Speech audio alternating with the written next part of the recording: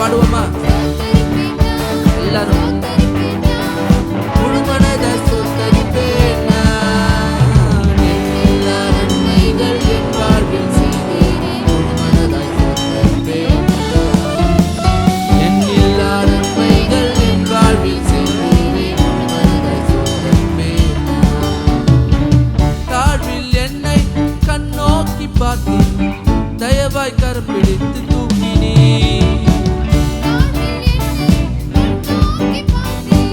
தயவாய் கரம் பிடித்து தூக்கினே. எட்டாத உயரத்திலே உட்கார வைத்தீரே. முழு மனதாய் ஸ்தோத்தரிப்பேன் நான், எட்டாத உயரத்திலே உட்கார வைத்தீரே. முழு மனதாய் ஸ்தோத்தரிப்பேன் நான். ஸ்தோத்தரிப்பேன் நான், ஸ்தோத்தரிப்பேன் நான், முழு மனதாய் ஸ்தோத்தரிப்பேன் நான். ஸ்தோத்தரிப்பேன் நான், ஸ்தோத்தரிப்பேன் நான், முழு மனதாய் ஸ்தோத்தரிப்பேன் நான். என் எல்லா நன்மைகள் என் வாழ்வில் செய்தீரே. முழு மனதாய் ஸ்தோத்தரிப்பேன் நான், என் எல்லா நன்மைகள் என் வாழ்வில் செய்தீரே. முழு மனதாய் ஸ்தோத்தரிப்பேன் நான். ஆண்டவரும் இரட்சகருமாகிய இயேசுவின் நாமத்தினாலே இந்த நிகழ்ச்சியை பார்த்து கொண்டிருக்கிற உங்கள் அனைவருக்கும் என்னுடைய அன்பின் வாழ்த்துக்களை தெரிவித்துக் கொள்ளுகிறேன். வேதத்தில் ஹோலி பைபிளில் ஒரு அருமையான ஒரு அதிகாரம் இருக்குது. சங்கீதம் 128 என்கிற அதிகாரம் நான் வாசிக்க என்னோடு கூட சேர்ந்து நீங்கள் எல்லாரும் வாசிக்க முடியாது கேட்குறேன். கர்த்தருக்கு பயந்து அவர் வழிகளில் நடக்கிறவன் எவனோ அவன் பாக்கியவான். உன் கைகளின் பிரயாசத்தை நீ சாப்பிடுவாய், உனக்கு பாக்கியமும் நன்மையும் உண்டாயிருக்கும். உன் மனைவி உன் வீட்டோரங்களில் கனித்தரும் திராட்சை கொடியைப் போல் இருப்பாள். உன் பிள்ளைகள் உன் பந்தியை சுற்றிலும் ஒலிவமர கன்றுகளைப் போல் இருப்பார்கள். இதோ கர்த்தருக்கு பயப்படுகிற மனுஷன் இவ்விதமாய் ஆசீர்வதிக்கப்படுவான். கர்த்தர் சீயோனிலிருந்து உன்னை ஆசீர்வதிப்பார். நீ ஜீவனுள்ள நாளெல்லாம் எருசலேமின் வாழ்வை காண்பாய். நீ உன் பிள்ளைகளின் பிள்ளைகளையும் இஸ்ரவேலுக்கு உண்டாகும் சமாதானத்தையும் காண்பாய். இந்த வசனத்தில் முதல்ல வாசித்த பகுதி, முதல் வசனம், அதில் இப்படியாக சொல்லப்பட்டு கர்த்தருக்கு பயந்து கடவுள் பயத்தோடு அவருக்கு பிரியமான வழியில் நடக்கிற மனுஷன் பாக்கியவான்னா ஆசீர்வதிக்கப்பட்டவன், கொடுத்து வைக்கப்பட்டவன். ஏன்னு கேட்டிங்கன்னா அதில் அவனுக்கு தான் எல்லா ஆசீர்வாதமும் இருக்கும். இன்றைக்கி வாழ்க்கையே ஒரு பிரயாணத்துக்கு ஒப்பிட்டு ஆண்டவர் சொல்லியிருக்கிறார். ஒரு இடத்தை நோக்கி போகிறோம், எல்லாருமே ரெண்டில் ஒரு ரூட்டில் தான் போய்கிட்டு இருக்கிறோம். தேவனுக்கு பிரியமில்லாத வழி இல்லாது கடவுளுக்கு பிரியமான வழி, படைத்த கடவுள் ஏற்படுத்தியிருக்கிற வழி அவருக்கு விரோதமான வழி. இன்றைக்கி அவருக்கு பிரியமான வழியில் நடந்தால் என்னெல்லாம் நடக்கும் என்று சொல்லி இங்கே சொல்லப்பட்டிருக்கிறது. கர்த்தருக்கு பயந்து அவர் காட்டுகிற வழியில் நடக்கிறவன், அவருடைய வழியில் நடக்கிறவனுக்கு என்னெல்லாம் நடக்கும்னு பார்த்தீங்கன்னா முதல்ல ஆசீர்வாதமே 2வது வசனத்தில் எப்படியா சொல்லு, உன் கைகளின் பிரயாசத்தை. அதில் கஷ்டப்பட்டு உழைக்கிறோம், தினந்தோறும் பயங்கர பிரயாசத்தோடு கூட நம்ம செயல்படுகிறோம். தொழிலில், வியாபாரத்தில், வேலையில்.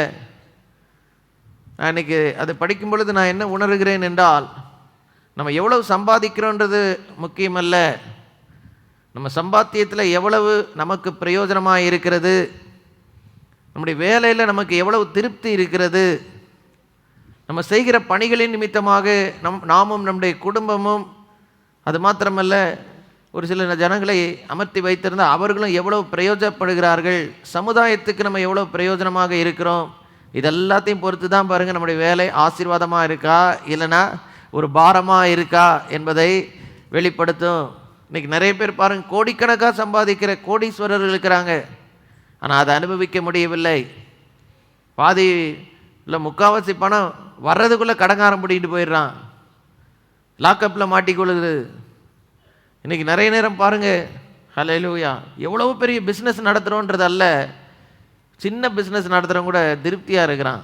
இன்றைக்கும் பாருங்கள், உங்கள் வேலை, உங்கள் தொழில், உங்கள் கைகளின் பிரயாசம் ஆசீர்வதிக்கப்படும். கர்த்தருக்கு பிரியமாக நீங்கள் நடந்தால். 2வது ஒரு ஆசீர்வாதம் இங்கே சொல்லப்பட்டிருக்கு, உன் மனைவி உன் வீட்டோரங்களில் கனி தரும் திராட்சை கொடியைப் போல் இருப்பாள். உன் பிள்ளைகள் உன் பந்தியை சுற்றிலும். தேவனுக்கு பிரியமான வழியில் நம்ம நடக்கும் பொழுது நம்முடைய குடும்ப வாழ்க்கை 2வது ஆசீர்வாதமாக இருக்கும். ஒரு மனுஷனுக்கு பாருங்கள், அதில் முதல்ல குடும்பம் நல்லா இருக்கணும். நம்ம செய்கிற வேலை நிமித்தமாக வீட்டில் என்ன இருக்கணும்? அமைதி இருக்கணும், சமாதானம் இருக்கணும், சந்தோஷம் இருக்கணும். அன்பான தேவனுடைய பிள்ளைகளே, கர்த்தருக்கு பயந்து அவர் வழிகளில் நடக்கிறவனுக்கு அவனுடைய குடும்ப வாழ்க்கை ஆசீர்வாதமாக இருக்கும். இன்றைக்கி அன்பான தேவனுடைய பிள்ளைகளே, ஆண்டவர் காட்டுகிற வழி அதில் நடப்பது ரொம்ப ரொம்ப முக்கியமான ஒரு காரியம். நம்ம இந்த உலகத்துக்கு அனுப்பின கடவுளாகிய தேவன் நாம் நடக்க வேண்டிய ஒரு வழியை வைத்திருக்கிறார். அதில் நம்ம நடக்கும் பொழுது நம்முடைய வாழ்க்கை நிச்சயமாகவே ஆசீர்வதிக்கப்படும், அநேகருக்கு ஒரு ஆசீர்வாதமாக இருக்கும். 2000 ஆண்டுகளுக்கு முன்பாக தேவகுமாரன் இயேசு இந்த உலகத்துக்கு வந்த பொழுது மனுஷர் போகிற வழிகளை குறித்து ஒரு அழகான ஒரு ஒப்பனையை பைபிளில் சொல்லியிருக்கிறார். ஆண்டவர் ஒரு வசன பகுதியில் நீங்கள் பார்க்கும்போது ஆண்டவர் இயேசு சொன்ன ஒரு போதனை இன்னைக்கு வாசிக்க விரும்புகிறேன். மத்தேயு எழுதின சுவிசேஷ புஸ்தகம் 7வது அதிகாரம் 13-14 வசனங்கள். இடுக்கமான வாசல் வழியாய் இடுக்கமான வாசல் வழியாய், இடுக்கம்னா நெருக்கமான வாசல் வழியாய் உட்பிரவேசியுங்கள். கேட்டுக்கு போகிற வாசல் அழிவுக்கு போகிற வாசல் விரிவா இருக்குது, வழி விசாலமாய் இருக்கிறது. வழி விசாலமா இருக்கிறது. அது வழியா எத்தனை பேர் போறாங்களாம்? அதன் வழியாய் பிரவேசிப்போர் அநேகர். 2 வழி இருக்குங்க. ஒன்று கேட்டுக்கு போற வழி, அழிவுக்கு போகிற ரூட். இன்னைக்கு பாருங்க, ரூட் போடுறாங்க, அவமானத்துக்கும் அழிவுக்கும் போகிற ரூட் பாருங்க, ரொம்ப ஃப்ரீயாக இருக்கும், பார்க்குறதுக்கு ஹைவே கட்டின மாதிரி இருக்கும். ஆயிரக்கணக்கான ஜனங்கள் ஒரு ராங் ரூட்டில் போனாலும் ராங் ரூட்டு ரைட் ரூட்டாக மாறாது. வியாபாரம் நம்ம வாழ்க்கையில் ஒரு பகுதி தான். நம்ம போகிற வழி ரொம்ப ரொம்ப முக்கியம். அதில் நம்ம பயன்படுத்துகிற செயல்முறைகள் ரொம்ப ரொம்ப முக்கியம். வழி என்று சொல்லும்போது எந்த ரூட் என்று சொல்லும் பொழுது நாம் செய்கிற பணிக்கு பயன்படுத்துகிற செயல்முறை, செய்கிற முறை, இதில் ரொம்ப கவனமாக இருக்க வேண்டும். படைத்த கடவுள் சில வழிகளை வைத்திருக்கிறார். அந்த வழியில் செய்தால் உங்கள் பிரயாசத்தின் பலனை நீங்கள் சாப்பிடுவீங்கன்னு ஆண்டவர் திட்டம் பண்ணி வைத்திருக்கிறார், குறித்து வைத்திருக்கிறார். அதுக்கு மாறாக நடக்கும் பொழுது வாழ்க்கையில் பல போராட்டங்கள் வரும். இங்கே சொல்கிறார் பாருங்க, கேட்டுக்கு போகிற அழிவுக்கு போகிற வழிக்கு உள்ள நுழையிற வாசல் பார்க்க ரொம்ப டெக்கரேட்டடாக இருக்கும். போகிற ரூட் சரியில்லாத நிமித்தமாக அநேகருடைய வாழ்க்கை கெட்டு போயிருக்கிறது. ஆனால் தொடர்ந்து அடுத்த வசனம் மத்தேயு 7:14 பாருங்க, ஜீவனுக்கு போகிற வாசல் இடுக்கமும், வழி எப்படி இருக்கு? நெருக்கமுமாய் இருக்கிறது. அதை கண்டுபிடிக்கிறவர்களே சிலர். இந்த வாசலை என்னது, ஏகப்பட்ட பேர் ஜனங்க இருந்தாலும் ஒரு திரள் கூட்டம் எந்த ரூட்ல தான் போயிட்டு இருக்காங்க? ராங் ரூட்ல தான் போய்கிட்டு இருக்கிறாங்க. அதனால தான் இன்னைக்கு போகிற ரூட்டு சரியில்லாதனால தான் இன்னைக்கு நம்முடைய வாழ்க்கையில் சில பிரச்சனைகளை சந்தித்து கொண்டிருக்கிறோம். நம்ம போகிற வழியை மாற்றிக்கொண்டால் நம்முடைய வாழ்க்கை ஆசீர்வாதமாக இருக்கும், நம்ம குடும்பம் ஆசீர்வாதமாக இருக்கும். 2 வழியை குறித்து பைபிளில் சொல்லி இருக்குதான் படித்தோம். ஒன்று அழிவுக்கும் கேட்டுக்கும் போகிற தவறான வழி, 2வது தேவனிடத்தில் செருகிற ஜீவனுக்கு போகிற பாதை. கேட்டுக்கு போகிற பாதை எதுன்னு பார்த்தீங்கன்னாக்கா அதை பற்றி சில வர்ணனைகள் பைபிளில் சொல்லப்பட்டிருக்கு. அழிவுக்கு போகிற பாதை என்றால் என்ன? நீதிமொழி 14:12 நீங்கள் எடுத்து வாசித்து பார்த்தீங்கன்னா, மனுஷனுக்கு செம்மையாய் தோன்றுகிற வழி உண்டு, அதன் முடிவோ மரண வழிகள். இன்னைக்கு அன்பான தேவனுடைய பிள்ளைகளே, நமக்கு செம்மையாய் தோன்றுகிற வழி, கேட்டுக்கு போகிற வழி எப்படி இருக்கும்? நமக்கு சரியாக தான் தோணும். நான் போகிறது கரெக்ட் தான்ப்பா. உங்கள் நண்பர்கள்லாம் போகிறாங்கன்றதுனால அந்த சரியான ரூட்டுன்னு சொல்ல முடியாது. படைத்த கடவுள் சில வழிகளை வைத்திருக்க, அதை இன்னைக்கு உங்கள் மத்தியில் சுட்டி காட்ட விரும்புகிறேன். கேட்டுக்கு போகிற அழிவுக்கு போகிற வழியை பற்றி 2வது காரியம் சொல்லப்பட்டிருக்கிறது. சங்கீதம் 1வது அதிகாரம் 1வது வசனத்தில், துன்மார்க்கருடைய ஆலோசனையின்படி நடவாமலும் பாவிகளின் வழியில் நில்லாமலும். இன்னைக்கு பொல்லாத மனிதர்களுடைய இருக்கிற வழி அதில் போனோம் என்று சொன்னால் நம்முடைய முடிவு நல்லா இருக்காது. தீய பழக்கங்களுக்கு தூண்டுகிற நண்பர்கள் சிலருக்கு இருப்பாங்க. அவங்கள விட்டு நீங்கள் விலகி உங்கள் வழியை மாற்றிக்கொண்டால் உங்கள் சம்பாத்தியம் வீட்டுக்கு வந்து ஒழுங்காக வந்து சேரும். சில ஆயிரங்கள் சம்பாதித்தாலும் நீதியாய் சம்பாதித்தால் அதில் ஆசீர்வாதம் உண்டு. பல லட்சங்கள் கோடிகள் சம்பாதித்தும் பொல்லாத மனிதர்களோடு சேர்ந்து ஆட்டம் போட்டால் வீட்டுக்கு நிம்மதியே இருக்காது. நீங்கள் போகிற பாதை எப்படி இருக்கிறதோ அதை பொறுத்து தான் சரியான இடத்துல போய் சேர முடியும். கேட்டுக்கு போகிற வழியில் போய்விட்டு ஆசீர்வாதத்தை பெற்றுக்கொள்ளலாம் நினச்சிங்கன்னா முடியாது. 2வது ஒரு வழி இருக்குது, கேட்டுக்கு போகிற வழி. நீதிமொழிகள் 15வது அதிகாரம் 19வது வசனத்தில் இப்படியாய் சொல்லப்பட்டிருக்கிறது, சோம்பேறியின் வழி முள்வேலிக்கு சமானம், நீதிமானுடைய வழியோ ராஜபாதை. இன்னைக்கு பாருங்க, ஆசீர்வாதமா சமாதானமா நிம்மதியா திருப்தியா இருக்கணும், கஷ்டப்பட்டு வேலை செஞ்சாதான் வரும். சோம்பேறியின் வழி, இன்னைக்கு சில காரியங்களை கவனக்குறைவாய் பார்ப்பதன் நிமித்தமாக அழிவை நோக்கி சென்று விடுகிறான் மனிதன். இந்த வருஷத்தில் நம்முடைய வழியை சரிப்படுத்தினால் ஒழிய உங்கள் வீட்டில் ஆசீர்வாதம் வர முடியாது. 3வது பாருங்க, கேட்டுக்கு போகிற வழி இப்படியா ஒரு காரியம் சொல்லப்பட்டிருக்கிறது. நீதிமொழிகள் 3:31 நீங்கள் எடுத்து வாசிக்கும் பொழுது, கொடுமை உள்ளவன் மேல் பொறாமை கொள்ளாதே, அவனுடைய வழிகளில் ஒன்றையும் தெரிந்து கொள்ளாதே. இன்னைக்கு பாருங்க, கொடுமைப்படுத்துகிறவன். சிலர் பாருங்க, மற்றவர்களை ஒடுக்கி சம்பாத்தியம் பண்ணலான்னு நினைப்பாங்க, அநியாயம் செய்து சம்பாத்தியம் பண்ணலான்னு நினைப்பாங்க, சிலரை கெடுத்து சம்பாத்தியம் பண்ணலாம். அந்த வழி பாருங்க, அந்த வழி கண்டிப்பாக வேதனையில் தான் கொண்டு போய் நிறுத்தும். சங்கீதம் 1வது அதிகாரம் 6வது வசனத்தில் நீங்கள் எடுத்து வாசிக்கும் பொழுது, கர்த்தர் நீதிமான்களின் வழியை அறிவார், துன்மார்க்கரின் வழியோ அழியும். அது துன்மார்க்கன்னு சொல்லும்போது தவறான அநியாயம், அக்கிரமம், கொடுமை. இன்னைக்கு நிறைய பேர் வியாபாரத்தில் தொழிலில் முன்னேறுவதற்காக முறைகேடான பல காரியங்களை செய்து, சக வியாபாரிகளுக்கு கூட வேலை செய்கிறவர்களுக்கு கீழே பணியாற்றவர்களுக்கு அநியாயம் செய்து எப்படியா சம்பாதிக்கலாம்னு நினைக்கிறான். ஆரம்பத்தில் நல்லா போகுது, ஒரு காலகட்டம் வரும் பொழுது சம்பாத்தியம் வீட்டில் நிற்க மாட்டேங்குது. பேக்கில் போட்டால் அடியில் ஓட்டை இருக்கிற பேக்கில் எவ்வளோ தான் பணம் போட்டாலும் என்ன ஆகும், போட்டுக்கிட்டே இருக்க வேண்டிய, கீழே கொட்டிக்கிட்டே இருக்கும், போகிற வழியெலாம் கொட்டி எவனா சாப்பிட்டு போவான். இன்றைக்கி நம்ம லைஃப் ஆசீர்வாதமாக இருக்க வேண்டும் என்றால் கர்த்தருக்கு பயந்து அவர் வழிகளில் நடந்தால் தான் ஆசீர்வாதமாக இருக்கும். நல்ல வழி, ஜீவனுக்கு போகிற வழியை பற்றி இங்கே ஆண்டவர் பேசுகிறார். அந்த கேட்டுக்கு போகிற வழியில் உள்ள பிரவேசிக்கிற வாசலே அவ்வளோ அகலமாக இருக்குதான், ஏகப்பட்ட பேர் போகிறாங்களாம்.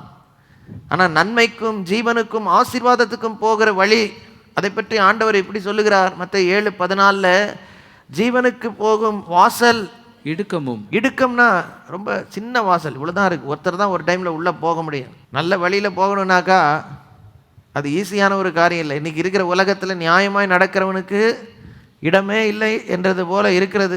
எங்கே போனாலும் லஞ்சம், ஊழல், நீதிக்கும் நியாயத்துக்கும் இடமில்லாத ஒரு உலகத்தில் வாழ்கிறோம். இன்றைக்கும் தகாத ஆசைகள், அநியாயம், அக்கிரமம், அடாவடி, இதுலேருந்து மனுஷன் இன்னும் விடுதலை பெற, உள்ளே இருக்கிற துர்க்குணத்திலேருந்து இன்றைக்கும் சுதந்திரம் பெறாமல் இருக்கிறோம். உலகத்தில் இருக்கிற எல்லாருமே நமக்குள்ளே இருக்கிற துர்க்குணம் தான் நம்முடைய அழிவுக்கே காரணமாக இருக்கிறது. நீதிக்கு போகிற வழி நெருக்கமும், அதுக்கு போகிற வாசல் பார்த்திங்கன்னா ரொம்ப நேரவாக இருக்குது, அதில் நடந்து போகிற வழி ரொம்ப கஷ்டம். நியாயமாக நடக்கிறது என்று சொல்லும் பொழுது அநேக வேதனைகளை சந்திக்க வேண்டியதாக இருக்குது. ஈஸியான பாதை, தவறான பாதை, அநீதியான பாதை, அநியாயமான பாதை எடுக்கிறோம். ரொம்ப வேகமாக போய், சார் நீ பிழைக்க தெரியாதப்பா, நீ நான் பாரு இப்படி எப்படி ஜாலியாக இப்போ பாரு எங்கே இருக்கிறேன், பறந்துக்கிட்டு இருக்கிறேன்னு. ஒரு பலூன் பறந்துக்கிட்டு தான் இருக்கும், சின்ன ஒரு ஓட்டப்பட்டால் என்ன ஆகிடும், ஒரே நாளில் கீழே போயிடும். ஆனால் கொஞ்சம் கொஞ்சமாக வளர்ந்தா நம்முடைய வாழ்க்கை எப்படி இருக்கும். பரலோக தேவன் நமக்கு வழிகாட்டுகிறார் என்று சொல்கிறாரு. எப்படி அதை கற்றுக்கொள்ள முடியும் அப்படின்னு சொல்லி நீங்கள் கேட்டிங்கன்னா, சங்கீதம் 143வது அதிகாரம் 10வது வசனத்தை நீங்கள் எடுத்து வாசிக்கும் பொழுது, உமக்கு பிரியமானதை செய்ய எனக்கு போதித்தருளும் நீரே என் தேவன், உடைய நல்ல ஆவியானவர் என்னை சரியான வழியில். இன்னைக்கு பாருங்கள், தேவனாகிய கர்த்தரே உங்களோடு கூட இருந்து சரியான வழியில் நடத்துவார். உண்மை ஆண்டவரை தேடினால் தேவனாகிய கர்த்தர் தாமே உங்களோடு கூட வந்து, உயிருள்ள கடவுள் இயேசு கிறிஸ்து உண்மையான தேவன், நம்மீது கரிசனை உள்ள ஆண்டவர். பாருங்க, கர்த்தருக்கு பயந்த ஒரு வழியில் நடக்கிறவன் எவனோ அவன் பாக்கியவான். முதல்ல வாசம் பாருங்க, ஆசீர்வதிக்கப்பட்டவன். எதில் முதல்ல ஆசீர்வதிக்கப்படுகிறான்னா, ஆசீர்வாதம் எதில் வெளிப்படும், உன் கைகளின் பிரயாசத்தை நீ சாப்பிடுவாய். அடுத்துதான் குடும்ப வாழ்க்கை வருது. சம்பாத்தியம் இல்லாமல் குடும்பத்தை நடத்த முடியுமா? எல்லா வீடுகளையும் பாருங்க, நிம்மதி, ஆசீர்வாதம், பிரச்சனைக்கு காரணம் எங்கே ஆரம்பிக்குதுன்னு வச்சுக்கோங்க, நெருக்கடியில், பணத்தில் தான் ஆரம்பிக்குது. நல்ல அன்புள்ள குடும்பத்தில் இருந்தால் 4 நாள் பட்டினியாக போட்டால் தெரியும் குடும்பத்தினுடைய அன்பு எப்படி இருக்குன்னு. இருக்க முடியாது, கருத்து வேறுபாடு கண்டிப்பாக வரும். கொஞ்சம் ஞானமாக நடந்திருக்கலாம், அப்படி இப்படின்னு பேச்சு வார்த்தைகள் எங்கே ஆரம்பிக்குது, வேலையில் கவனமாக இராததில் தான். அதுக்கு நம்ம சரியான வழியில் போனால் தான் வேலை ஆசீர்வாதம் இருக்குது. வேலை ஆசீர்வாதம் தான், அடுத்து குடும்ப வாழ்க்கையின் ஆசீர்வாதம் வருது, அப்புறம் நிம்மதியான வாழ்க்கை, நீடிய ஆயுள் வருது. ஸோ இதெல்லாம் தேவனுடைய வழிகள், இன்றைக்கி நல்லா புரிந்து கொள்ள வேண்டும். சங்கீதம் 119வது அதிகாரம் 105வது வசனத்தை நீங்கள் எடுத்து வாசிக்கும்போது, பைபிளில் இன்றைக்கி மனுஷன் நடக்க வேண்டிய வழிகளை பற்றி அதிகமாக போதித்து எழுதுகிற ஒரு புஸ்தகம் இந்த புஸ்தகம். பைபிள் எடுத்து படித்து பாருங்கள். உம்முடைய வசனம் என் கால்களுக்கு தீபமும் என் பாதைக்கு வெளிச்சமும். இன்றைக்கி நம்ம எப்படி ஒவ்வொரு காரியத்தில் எப்படி நடக்க வேண்டும், எப்படி செயல்பட வேண்டும், எந்த வழியில் போக வேண்டும், தொழில் செய்கிறவர்களாக இருக்கலாம், குடும்ப வாழ்க்கையாக இருக்கலாம், படிக்கிறவர்களாக இருக்கலாம், வேலை செய்கிறவர்களாக இருக்கலாம், அன்றாட வாழ்க்கைக்கும் நம்முடைய உலக வாழ்க்கைக்கும் சரியான வழி எது என்பதை போதிக்கிறது இந்த கர்த்தருடைய வார்த்தையாகிய வசனம், ஹோலி பைபிள். இதில் தான் இன்றைக்கி பேசிக்கிட்டு இருக்கேன். சொந்த வார்த்தை பேசினா இன்றைக்கி எந்த விதமான பிரயோஜனத்தை உங்களுக்கு தர முடியாது. ஆனால் வசனம் என்ன சொல்லுதுன்னு பேசும்போது அது ஆசீர்வாதமாக இருக்கும். அது தவறாது, அதை மீறாது. இன்னைக்கு அதை படிக்கும் பொழுது உங்கள் வாழ்க்கை ஆசீர்வாதமாக இருக்கும். மூன்றாவது பாருங்க, ஆண்டவருடைய வழிகளை புரிந்து கொள்ள நாம் செய்ய வேண்டிய அடுத்த முக்கியமான ஒரு காரியம், ஒன்று அவர் நம்ம கூட வரணும், அவருடைய வசனத்தை நம்ம வாசிக்கணும். மூன்றாவது, ஏசாயா தீர்க்கதரிசி என்கிற ஒருத்தர் ஒரு இடத்துல அழகாக எழுதியிருக்கிறாரு. ஏசாயா 2வது அதிகாரம் 3வது வசனத்தை நீங்கள் வாசிக்கும் பொழுது, திரளான ஜனங்கள் புறப்பட்டு வந்து நாம் கர்த்தரின் பர்வதத்துக்கும் யாக்கோபின் தேவனுடைய ஆலயத்துக்கு போவோம் வாருங்கள், அவர் தமது வழிகளை நமக்கு போதிப்பார். ஒரு ஊருக்கு போய் சேரணும்னா சரியான வழி இருக்குது, தவறான வழி இருக்குது. இதே போல் தான் வியாபாரமாக இருக்கலாம், குடும்ப வாழ்க்கையாக இருக்கலாம், என் வாழ்க்கையே எடுத்துக்கொண்டாலும் ஆசீர்வாதத்துக்கு போகிற வழி, அழிவுக்கு போகிற வழி, ஜீவனுக்கு போகிற வழி, கேட்டுக்கு போகிற வழி என்று பைபிளில் ஆண்டவர் சொல்லியிருக்கிறாரு. அழிவுக்கு போகிற வழியில் இன்றைக்கி ஏகப்பட்ட கூட்டம் போய்கிட்டு இருக்கு. என்றைக்கும் இல்லாத அளவுக்கு அநியாயங்கள், அக்கிரமங்கள், அசுத்தங்கள், அநீதிகள், கொடுமைகள் உலகத்தில் பெருகி இருக்கிற ஒரு உலகத்தில் வாழ்ந்து கொண்டிருக்கிறோம். நல்ல வழியில் போகிறது பார்த்தா கொஞ்சம் கூட்டம் அப்படியே போய்கிட்டு இருக்கு. இதெல்லாம் இவங்களாம் பேதைகளா, புத்தியாசாலிகளா, இல்லை மடப்பயல்களான்னு சொல்லக்கூடிய அளவுக்கு இருக்குது. பிழைக்க தெரியாதவங்க நினைக்கிறாங்க நல்ல வழியில் போகிறவங்கள. அதான் இன்றைக்கி உலகம் நினச்சிக்கிட்டு இருக்கு. ஆனால் ஒரு நாள் வரும்போது இந்த கொஞ்சம் பேர் கஷ்டப்பட்டு போனாலும் அவங்க ஆசீர்வதிக்கப்படுவாங்க. சங்கீதம் 23வது அதிகாரம் 3வது வசனத்தை வாசிக்கும்போது, அவர் என் ஆத்துமாவை தேற்றி தம்முடைய நாமத்து நிமித்தமாய் என்னை நீதியின் எந்த பாதையில் நடத்துகிறாரு? ஆண்டவருடைய வழி என்று சொன்னால் அது நியாயமான வழி, நீதியான வழி. எல்லாத்தையும் செய்கிறதுக்கு ஒரு நியாயமான ஒரு முறை இருக்குது, அநியாயமான முறை இருக்குது. கஷ்டப்பட்டாலும் நியாயமான வழியை தெரிந்து கொள்ளுங்க, நீதியான வழியை தெரிந்து கொள்ளுங்க. அல்லேலூயா. அநியாயத்தை தெரிந்து கொண்டால் மனுஷன் எதை விதைக்கிறானோ அதை ஒரு நாள் அறுப்பானுன்னு பைபிளில் ஆண்டவர் சட்டம் போட்டு வச்சிருக்கிறாரு. யாருமே விதிவிலக்கு கிடையாது. செய்கிற அநியாயத்துக்குரிய விளைவு வரும் பொழுது நமக்கு மாத்திரம் நம்மை சார்ந்திருக்கிற குடும்பத்தார் கூட இருக்கிற எல்லாருக்குமே வேதனை உண்டாகுது. நீதியின் பாதையில் என்னை நடத்துகிறார் என்று ஆண்டவரை பற்றி சொல்லப்பட்டிருக்கிறது. ரெண்டாவது, ஆண்டவருடைய வழி பார்த்தீங்கன்னாக்கா ஏசாயா 59:8 நீங்கள் எடுத்து வாசிக்கும் பொழுது, சமாதான வழியை அவர்கள் அறியார்கள். லூக்கா 1:78 எடுத்து பார்க்கும் பொழுது, அந்த காலத்திலும் மரண இருளிலும் உட்கார்ந்தவர்களுக்கு வெளிச்சம் தரவும் நம்முடைய கால்களை சமாதான வழியிலே நடத்தவும் இரக்கத்தினாலே உன்னதத்திலிருந்து தோன்றின அருணோதயம் நம்மை சந்தித்திருக்கிறது. இன்னைக்கு பாருங்க, தேவன் காட்டுகிற வழி அது சமாதானத்தின் வழி, வே ஆஃப் பீஸ். இன்னைக்கு பாருங்க, வெற்றி பெறுவதற்கு, ஆதாயம் சம்பாதிப்பதற்கு அடாவடியாக போகிற வழி இருக்கு, ஆனால் நிம்மதி இருக்காது. அநியாயம் செய்து சம்பாதிக்கலாம் ஏகப்பட்டது, ஆனால் குடும்பத்துக்கே ஒரு சாபமாக வந்து சேர்ந்துடும்.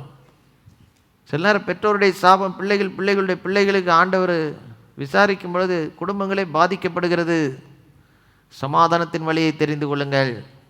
மூன்றாவது தான் பாருங்க, அல்லேலூயா, நம்ம படித்தது ஜீவனுக்கு போகிற வழி, ஆண்டவர் இடத்துல போகிற வழி. அல்லேலூயா. நம்ம போகிற வழி எப்படி இருக்கணும்? தேவனை நோக்கி செல்லுகிற வழி. அந்த வழி ரொம்ப கடினமான பாதை தான். இன்னைக்கு உலகத்தில் தேவன் கொடுத்துருக்கிறபடி வாழணும்னா எல்லாராலையும் முடிய மாட்டேங்க. ஆனால் ஆண்டவர் கூட இருந்து நான் உதவி செய்வேன்னு சொல்கிறார். வழி இதுவேன்னு கூட இருந்து உங்களோடு பேசி நடத்துவேன், பாதுகாப்பேன், ஆசீர்வதிப்பேன் என்றெல்லாம் சொல்லுகிறார். இப்போ தான் அந்த செய்தியில் முக்கியமான ஒரு காரியத்தை சொல்லி உங்களுக்காக ஜெபிக்க போகிறேன். ஆண்டவர் இயேசு ஒரு அழகான கதை சொன்னார். நம்ம நிறைய நேரம் பாருங்கள், யாரும் தப்பு பண்ணணும்னு செஞ்சு போகிறதில்ல, ராங் ரூட்டில் வேணும்னு போகிறதில்ல,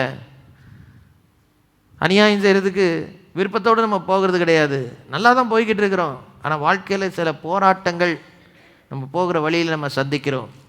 ஆண்டவர் இயேசு ஒரு அழகான ஒரு கதையை சொன்னார் பைபிளில். அவர் வாழ்ந்த நாட்களில் லூக்கா 10வது அதிகாரத்தில் 30லிருந்து 36வது வசனம் வரைக்கும் வாசிக்க கேட்போம். இயேசு பிரதியுத்தரமாக, ஒரு மனுஷன் எருசலேமிலிருந்து எரிகோவுக்கு போகையில் கள்ளர் கையில் அகப்பட்டான். அவர்கள் அவன் வஸ்திரங்களை உரிந்து கொண்டு அவனை காயப்படுத்தி குற்றுயிராக விட்டு போனார்கள். அப்பொழுது தற்செயலாய் ஒரு ஆசாரியன் அந்த வழியே வந்து அவனை கண்டு பக்கமாய் விலகி போனான். அந்தபடியே ஒரு லேவியனும் அந்த இடத்துக்கு வந்து அவனை கண்டு பக்கமாய் விலகி போனான். பின்பு சமாரியன் ஒருவன் பிரயாணமாய் வருகையில் அவனை கண்டு மனதுருகி கிட்ட வந்து அவனுடைய காயங்களில் எண்ணெயும் திராட்சரசும் வார்த்து காயங்களை கட்டி அவனை தன் சுய வாகனத்தின் மேல் ஏற்றி சத்திரத்துக்கு கொண்டு போய் அவனை பராமரித்தான். மறுநாளிலே தான் புறப்படும்பொழுது 2 பணத்தை எடுத்து சத்திரத்தான் கையிலே கொடுத்து, நீ இவனை விசாரித்துக்கொள், அதிகமாக ஏதாகிலும் இவனுக்காக செலவழித்தால் நான் திரும்பி வரும்போது அதை உனக்கு தருவேன் என்றான். இப்படி இருக்க கள்ளர் கையில் அகப்பட்டவனுக்கு இந்த 3 பேரில் எவன் பிறனாயிருந்தான் உனக்கு எப்படி தோன்றுகிறது என்றார். அவனுக்கு இரக்கம் செய்தவனே. ஒரு மனுஷன் ஒரு பிரயாணத்துல போகிறான். எருசலேம் என்கிற ஊர்ல இருந்து எரிகோ என்கிற இன்னொரு ஊருக்கு போகிறான். ரெண்டுமே இஸ்ரவேல் தேசத்துல இன்னைக்கும் இருக்கு. எருசலேம் ஒரு மலையின் மேல இருக்கு, எரிகோ ஒரு பள்ளத்துல இருக்கு. அங்கேருந்து மேலே இறங்கி போகிற வழியில் நிறைய கள்ளர்கள், திருடர்கள் அந்த நாட்களில் இருப்பாங்க. இன்றைக்கு மாதிரி ரோடு கிடையாது, அரசாங்க போக்குவரத்து வசதிகள் கிடையாது, இன்றைக்கி இருக்கிறது போல் வேகமாய் செல்லக்கூடிய வாகனங்கள் கிடையாது. ஒன்று நடந்து போக வேண்டும், இல்லை என்றால் வசதி வாய்ப்புள்ளவங்க கழுதைகளில், ரதங்களில் போவாங்க, குதிரை வண்டிகளில் போவாங்க, இல்லைன்னா நடந்து தான் போய் ஆகணும்.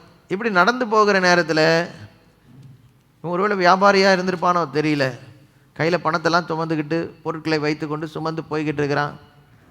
கொடிய மனிதர்கள் இப்படி வழியாய் நடந்து வருகிறவர்களை தள்ளும்படியாக, அவர்களை வழிமறிக்கும்படியாக நின்று சம்பாத்தியத்தை பிடுங்க, அவனுடைய சமாதானத்தை பிடுங்க, அவனுடைய ஆசீர்வாதத்தை பிடுங்க காத்து கொண்டிருக்கிறாங்க.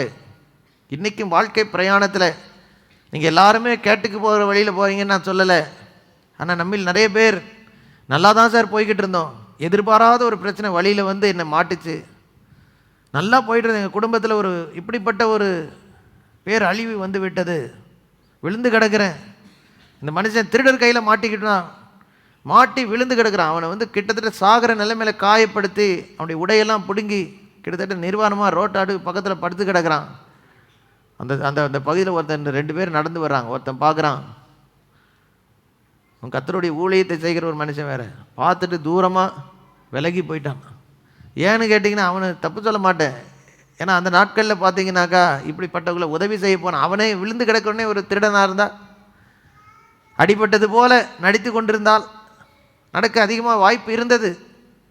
ஏன்னா விழுந்து கிடக்கிற மாதிரி இருப்பான். போய் உதவி செய்ய போகும்போது அவன் எழும்பி இவனை வழிமறித்து கூட 4 பேர் உதவி செய்ய போனவனை கொன்று போடக்கூடிய விதத்தில் சம்பவங்கள்லாம் நடந்திருக்கு. ஒருவேளை அதனால தான் பார்த்துட்டு பாராமல் போயிட்டாங்களோ. ஆனால் நிறைய நேரம் பாருங்கள், நாம் விழுந்து கிடக்கிற நிலைமையில், பல சூழ்நிலை மாட்டிக்கிட்டு இருக்கிற நேரத்தில் நமக்கு உதவி செய்ய வேண்டியவர்கள் நம்மை பார்த்து விலகி போகிற அவல் நிலைமையில் ஒருவேளை இந்த இடத்துல உடைக்கப்பட்டு இந்த இடத்துல வந்திருக்கலாம். நீங்கள் யாராக இருந்தாலும் ஹல்லேலூயா. ஒருவேளை எதிர்பார்த்த நண்பர்கள் எவ்வளவோ நீங்கள் உதவி செய்திருப்பீங்க, ஒரு காரியத்தில் மாட்டி விழுந்து கிடக்கும்போது விசாரிக்க கூட இல்லை, ஒரு சின்ன உதவி கூட செய்யவில்லையே என்று சொல்லி ஒரு வருத்தத்தோடு இந்த இடத்துல நீங்கள் இருக்கலாம். 2 பேர் இந்த மனுஷனை பார்த்து, விழுந்து கிடக்கிற மனுஷனை பார்த்து காணாமல் போயிட்டாங்க, பார்க்காதபடி போயிட்டாங்க. ஆனால் அன்னைக்கு இஸ்ரவேல் தேசத்தில் தாழ்ந்த ஜாதி என்று அற்பமாய் எண்ணப்பட்ட சமாரியா பட்டணத்தை சேர்ந்த ஒரு மனுஷன் கழுதையில் வருகிறான். அந்த மனுஷன் இந்த ஆபத்தான சூழ்நிலை எல்லாத்தின் மத்தியில் இந்த மனுஷனை பார்த்து, விழுந்து கிடக்கிற மனுஷனை பார்த்த உடனே கிட்ட அவன் மேலே இறக்கப்பட்டு இறங்கி அவன் காயங்களுக்கெல்லாம் மருந்து போட்டு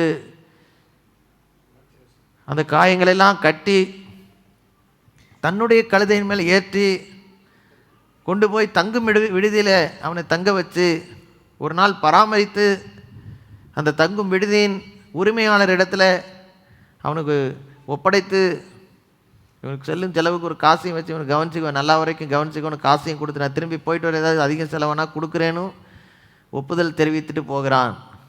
இது வேற யாரும் இல்லை, விழுந்து கிடக்கிற மனிதர்களாகி நம்மை காப்பாற்ற பரலோகத்திலிருந்து இறங்கி வந்த ஆண்டவர் இயேசு தான். 2000 ஆண்டுகளுக்கு முன்பாக இந்த இயேசு இந்த உலகத்துக்கு எதுக்கு இறங்கி வந்தா? அநியாயத்திலும் அக்கிரமத்திலும் பாவத்திலும் வீழ்ச்சியிலும் விழுந்து கிடக்கிற மனிதர்களாகி நம்மை தூக்கி எடுக்கும்படியாக, காப்பாற்றும்படியாக இயேசு இந்த உலகத்தில் வந்த பொழுது அவர் பார்த்தது திரள் கூட்டமான ஜனங்கள் வழிநடத்த ஆள் இல்லாமல் அங்கே இங்கு தாறுமாறாக அலைந்து கொண்டு பல நஷ்டங்களை சந்தித்து கொண்டு, வியாதியினாலே, வறுமையினாலே, கடனினாலே, அசுத்தாவிகளின் பிடிகளினாலே, குடும்பங்களில் நிம்மதி இல்லாமல், வாழ்க்கையில் சமாதானம் இல்லாமல், தோல்வியடைந்த நிலைமையில் ஜனங்களுக்கு விடுதலை கொடுக்கிறவராகவே சுற்றி தெரிந்தார். மிக முக்கியமாக பாருங்கள், சரீர பிரகாரமான பிரச்சனை ஒரு வார்த்தை சொல்லி குணமாக்கி விட்டால் மனதுக்குள்ளே இருக்கிற துர்குணம், குற்றமுள்ள மனசாட்சி, இதெல்லாத்தையும் சுத்திகரிக்க எப்படி அவர் செய்ய முடியும்? நம்ம செய்த குற்றங்களுக்கு நீதியான தீர்ப்பு தேவன் வைத்திருக்கிற வேளையில் ஒரு விடுதலை தருவதற்காக கடைசியில் தன் ஜீவனையே கொடுத்து சிலுவையில் ரத்தம் சிந்தி மரித்தார். அன்றைக்கு வாழ்ந்த ஜனங்கள், கொடிய மனிதர்கள் இயேசுவை சிலுவையில் ஆணி அடித்து கொலை செய்தார்கள்.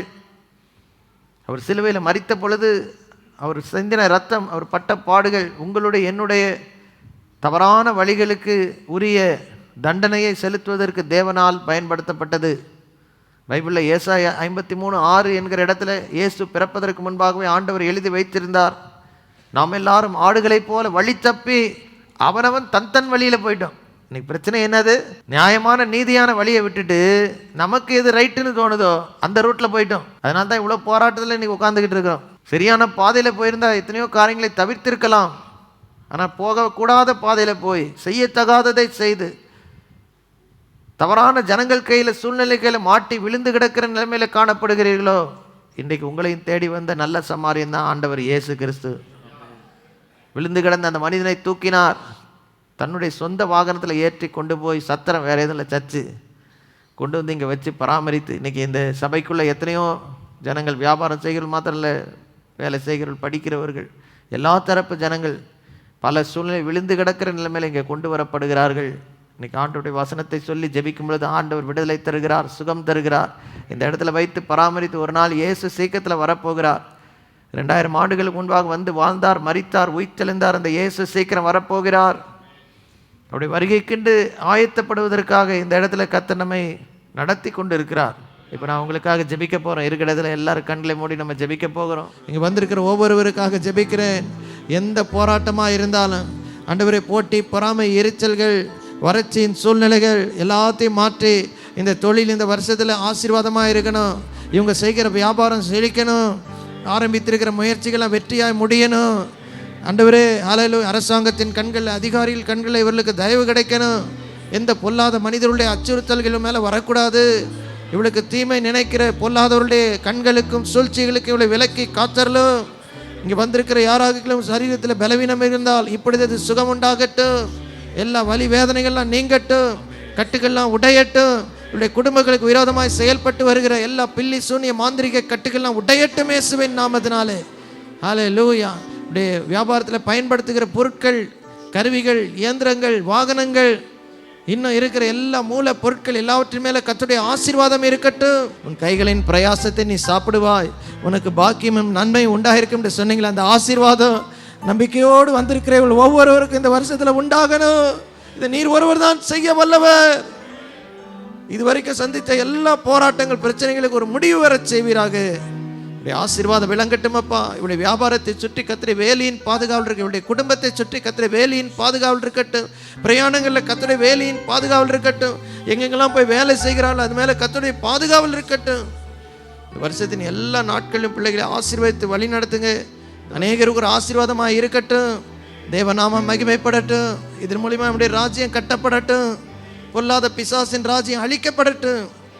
நாம மகிமைப்பட செய்வீராக. ஆளுகை செய்யும், ஆசீர்வதியும், பலப்படுத்தும், பாதுகாத்தலும் இயேசு கிறிஸ்துவின் ஜீவனுள்ள நாமத்தில் ஜெபிக்கிறவங்கள் அருமை நல்ல பிதாவே, ஆமென்.